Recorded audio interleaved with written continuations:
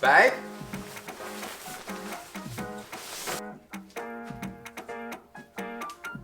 You alright, babe?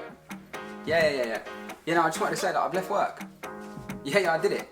Yeah, no, I told him and he was you should have seen his face, mate. He was fucking like, what? But yeah, I'm gone. So, yeah, what are you saying? Should we get some food and that? Get some bevs and all that jazz? Yeah? Yeah, alright, I'll get something then. Alright, yeah, cool. Alright, bye. Woo! Yeah! We don't have a job anymore.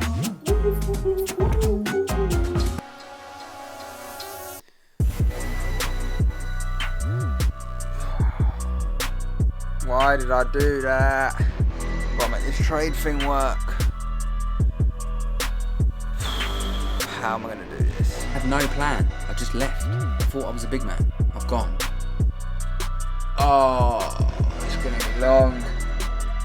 Alright, well, we're in the situation now. We can't dwell on it. We're just gonna have to fucking make it work. Let's get it. What's going on, YouTube family? How are we doing? Hope you've all had an incredible week. So today I wanted to touch on 2 years, 21st of August 2020, since I left my job, pursued this trade thing full time. I just wanted to share things that I've learned along the way, things that you should perhaps prepare for, what you should have in place before you look to leave, and should you even leave. It's a big thing nowadays where everyone's obviously looking to get out of the 9 to 5. I've certainly seen some incredible growth throughout the last 2 years. So without further ado, let's get into it. Just quickly, if you're seeing me on your feed for the 2nd, 3rd, 4th time and you're watching my videos, do me a big favour. Please hit the subscribe button. The universe is telling you that you should subscribe to me. It helps the channel massively and I'm going for 100k. So if you can help me get there, it'll be massively appreciated and I'll be able to continue to create these videos and hopefully up the levels week by week, month by month for the production value and the content. So big love. Now that's out of the way, so I just want to touch on a couple of things. So obviously for me, starting out, my main thing was to get out of work as quick as possible.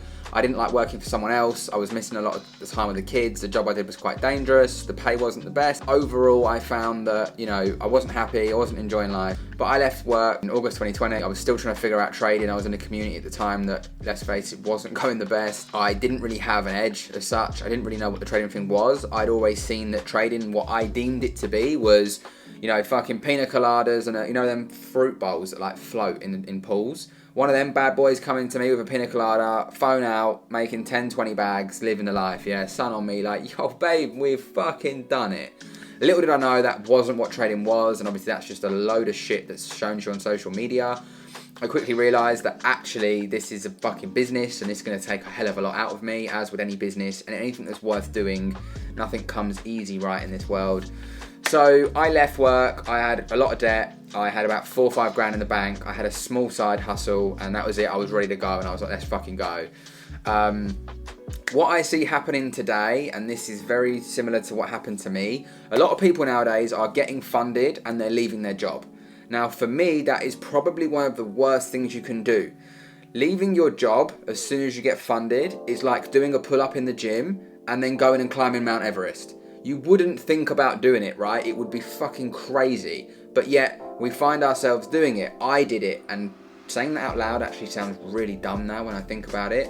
Getting a funded account is the first step, yes, but you need to keep the account. You need to consistently make money from the account.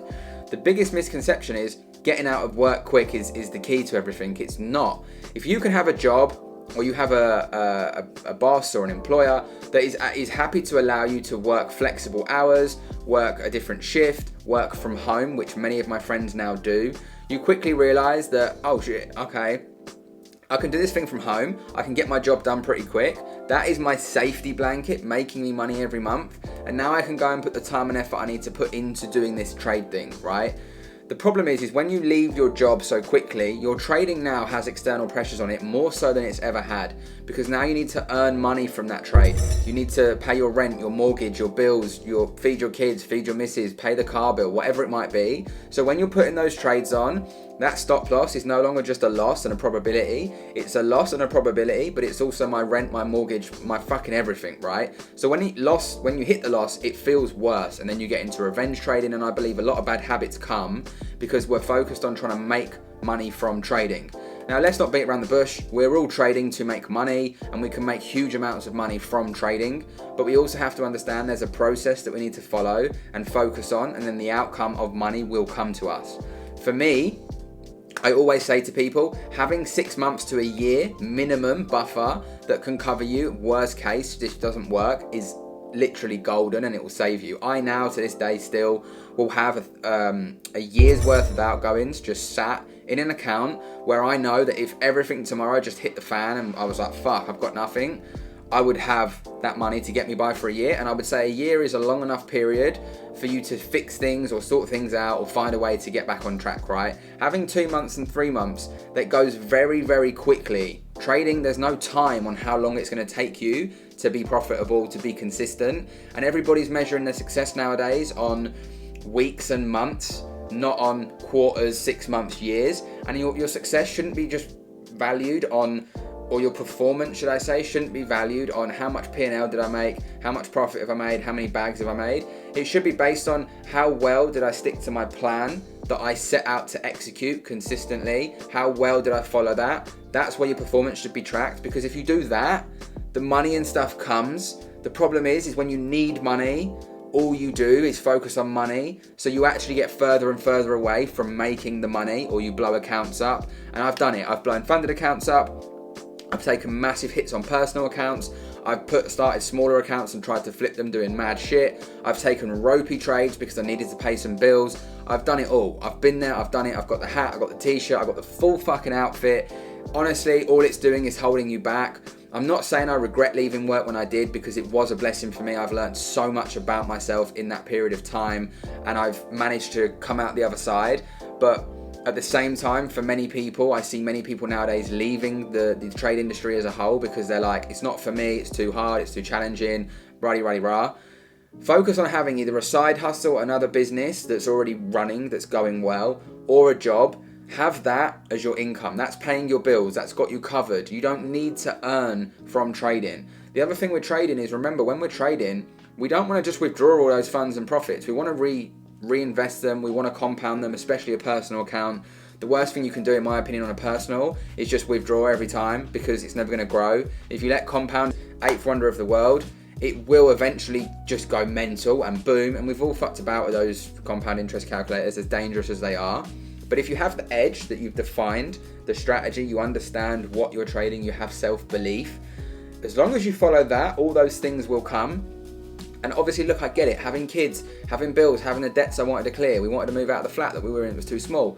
All those different things, they were massive external pressures. And this is when I want to pivot into external pressures in trading, like they are danger, right? And we need to learn how to deal with them. And are we putting external pressures on ourselves that we could perhaps avoid if we did things a different way? So for me, you've got external pressures in the sense of you've got relationships, you've got lifestyle, you've got your friendships, whatnot, right? For me, relationships was never a massive thing in terms of worry. My missus has always had my back, she's always supported me, and she knows that I've always been willing to do more and push myself and challenge myself. So she's always been my biggest fan and supporter with that, which I'm very blessed to have. If you don't have that, or your missus or partner or a husband or whatever doesn't get it, what I found is try and get them involved in the loop, try and educate them on what it is that you're doing, show them what can be done, what can be achieved, give the passion vibes about it, not just I want to make loads of money. Bring them in on the journey too. It definitely helps than keeping them out the loop, because then they're a little bit like, fucking hell, all you do is this trade thing. You might as well be in a relationship with trading. And it makes it a lot harder for you to focus on your trading if your partner is moaning at you, right? So keep them in the loop. Obviously, you've got to find time to, be a partner, be a parent. You have to, you shouldn't make trading your core focus in terms of takes over your life. It should work around you. But I also understand we only have a certain amount of hours in the day. If you're working, if you want to go gym, if you've got family and kids and the missus and you're trying to trade and learn, it is very difficult, and that's where structure comes in massively, and having a routine. You'll look at most of the successful people that are real successful. They'll have like a structured routine throughout the day where they'll systemize this time's for this time's for that, this time's for that. Me today, my routine is make this YouTube video, because I found that when I was making YouTube videos and trying to trade and trying to do things in the community and trying to focus on other stuff, it was very difficult for me to actually give my all to creating or to trading or to whatever it was. So I have to structure things in a different way where I'm like, this is YouTube day, these days are trading day, this day I'm out with the kids. I've been out a lot lately with the girls and stuff because it's a 6 weeks holiday. I want to make sure I spend a lot of time with them, make memories, not just go, I'm working. That wasn't why I did this, it was for the freedom. Second one is obviously lifestyle pressures. We've already briefly touched on that. Financial pressures is a huge one. That one I had for sure. I had debt, I couldn't afford the bills that month. My side hustle had gone down the pan a little bit. My emergency fund was getting lower. All those things are a recipe for you doing something mental when it comes to trading. So it's really important at the same time to ensure that they're not present. So how do you get rid of external pressures from financial worry? Well, have another income, have a job, have a side hustle that's going well. How do you get rid of the pressures with, I've got debt? Well, don't have the debt. Get rid of the debt before you go full time. In that way, then you won't have to worry about debt because you haven't got any. Don't get back into debt. If you can't afford it 2-3 times over, paying for it up front, then don't get the debt in the first place. The lack of mindset, not enough people speak about mindset. I remember hearing mentors before going, mindset's a scam. Those people need to literally get in the bin, get out of people's lives. You can't say mindset's a scam. It's the most important thing in trading. And until people realize that, they're going to be stuck in a corner, crying, rocking back and forwards. And they can jump on the hype train of it's a scam, but it's really not. Technical's a very, very small piece. That's why there's so many traders that trade old school ways with support resistance, MACD, RSI, whatever the fuck you like, and that haven't even looked at adapting to anything new because they've got control of this. They believe in their plan. They're making consistent profits. They're measuring their success over quarters, annual, etc., etc. They don't need to change, and that's a big thing, is what I realized, especially in the smart money game. Shit can change so fast. When I joined the first community, I joined with learning that. I do believe they were still kind of figuring things out. That's not a dig, but things were a little bit, that's not going to work. And you do have to find your own ways and your own spins, and people adapt and people figure out how they want to trade. And I was lucky enough to manage to find that way. And then from that, grow into, understanding the things that I did and being able to teach people, which certainly helped solidify to me what I was doing worked, because I was teaching it on a regular basis. I was showcasing it to people. They were giving me feedback on it. They were finding success from it. And then a lot of the time, the battles came from mindset, which everybody will get a different mindset battle or problem, which a lot of the time can go back to these external pressures, right? So it's really important, if you remove the external pressures best you can, and you remove the kind of barrier that you're setting between you and the success because you've got all these pressures, it does make for a much smoother journey. And it's that thing again of trading's a marathon, not a sprint. And if you look at it like it's a sprint and a get rich quick scheme, you might as well pack your bags and leave, because it isn't that in any way, shape or form. And until you get that out of your head, you're going to be struggling like no tomorrow. And if you're someone that just keeps searching, that person that's going to go, yo bro, do you want the sauce? Yeah, like I've seen you've been trying, innit? Like, I'll give you the sauce now. Come and join the circle of sauce, bro. That fucking ain't gonna happen. So it's very important that you're prepared to go on a self-awareness journey and understanding this, because this is the key. Recently, I had a part of my journey where I didn't expect I would be. I took on a business. I took on educating people in a much larger way. I took on, being the forefront of every day, talking to people, helping people, giving my energy to people here, there, everywhere, to the point where I wasn't left with much for myself. Again, my own choice, my own lesson. And by doing that, I kind of fell off the ball a little bit on my own trading, got a little bit lost on my mission. And it's very easy to do. You set out a path and a mission you want to be on, and quite easily a new road or door opens and you follow that path. And sometimes it's beneficial, sometimes it isn't. In this position, it didn't benefit me as much, so I had to now get back on the path that I want to be on my journey. I've identified that because when I had that loss, I blew the funded account up. I was like, holy shit, I didn't think I'd be here. Instantly, I was like, right, okay, this is life. Life is telling me something needs to change. Something's not going right. And boom, 2 months on, I'm funded again. First payouts come in. Happy days, right? All these things happen for a reason, but it's how you approach them. You have to have that mindset of, you're going to fail in this game, but you only actually truly fail when you quit. Until then, you keep trying, and as long as you're willing to learn from the mistakes, you don't have any pressure on time limits, and you're focusing on getting what you need to get done, you'll get it done. So over the 2 years, I've learned a hell of a lot. Things like taxes. You don't even realize how much taxes come into play. Things like VAT, things like tax returns, having an accountant, building websites, creating a YouTube channel, learning to film, learning to edit, all these different things that we do in life. We don't know how to do them, but we can put the time and effort into learning to do them, provided that we're safe and stable in our current situation.